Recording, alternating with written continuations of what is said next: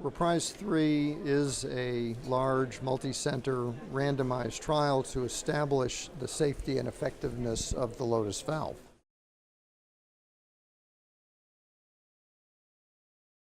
The study design was a 2-to-1 randomized trial, prospective, comparing the first-generation Lotus valve with core valve. And all of the patients were reviewed, of course, by the local heart team, but then 100% by a case review committee for confirmation of clinical and anatomic eligibility for the trial. All of the patients were seen by a neurologist before and after the valve procedure. And then we had follow-up at discharge, 1 in 6 months, and annually. Well, the major findings of the investigation are in a non-inferiority analysis for the composite 30-day endpoint of death, stroke, major bleeding, acute kidney injury, and vascular injury, that the Lotus valve is non-inferior to the core valve. And when we looked at a Kaplan-Meier plot from the procedure out to 1 year, the safety lines are virtually overlapping. And then for effectiveness, the primary effectiveness endpoint was the 1-year composite of death, disabling stroke, and moderate or severe paravalvular leak. And in that analysis, we found that the Lotus valve is superior to core valve, and that was driven a little bit by disabling stroke, which was lower for Lotus, but primarily by paravalvular leak. We saw moderate or severe paravalvular leak in just over 11% of the core valve patients compared to 2% of the Lotus valve patients. There are several other things that we saw in the investigation that are important. The pacemaker rate for the Lotus valve was significantly higher than for core valve, and the difference was substantial. We know that the first generation Lotus valve device has been associated with high pacing rates, and this is largely due to the mechanism of valve deployment of the generation 1 device. And that valve shortens from both ends toward the middle. So the bottom part of the valve has a lot of interaction with the left ventricular outflow tract. We see two things. One is that there is a learning curve, and we have several now single center reports that show dramatic improvements in the pacing rate with experience, as you would hope. And more importantly, we have a next generation device, the Lotus Edge, that has been re-engineered to shorten top down so that there's much less interaction with the LVOT.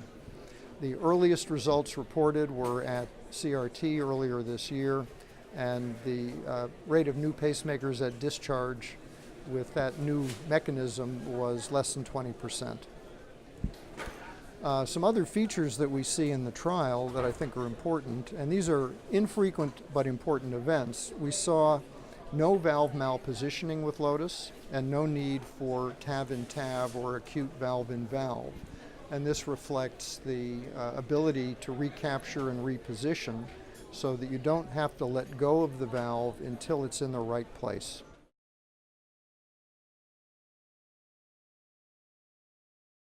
Well, for clinical practice, I think we have demonstrated that the valve is safe and effective, and this should give us a third major platform in practice.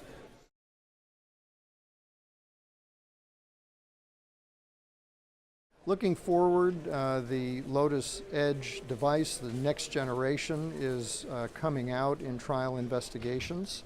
That's one important step. And we are in the process now of planning REPRISE IV, which will be a randomized head-to-head comparison of the Lotus valve and the Edwards S3 valve in intermediate risk patients.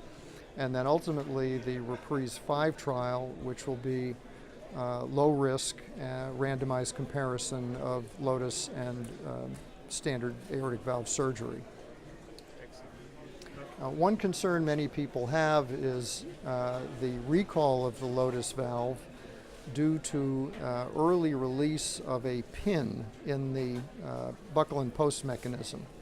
So the Lotus valve is mechanically shortened and expanded, and a seat belt, a buckle and a post, hold it together at the end of the deployment sequence.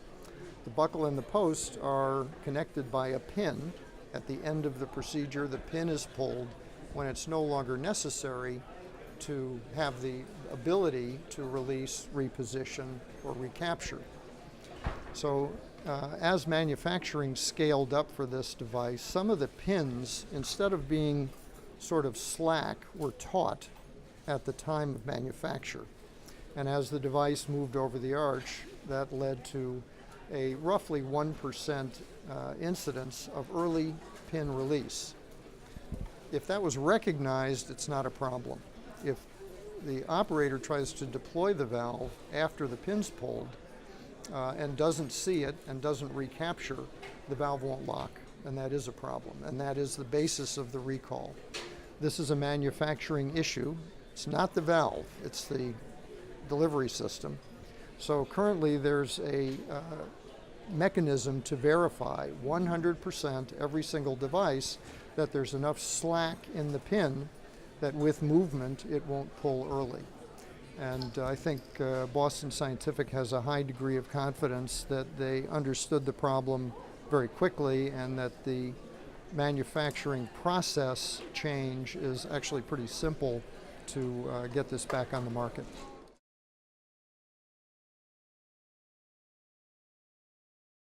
Boston Scientific tells me that the European re-release will be the end of this year, and that we hope that we'll be able to have FDA approval in the United States by mid next year.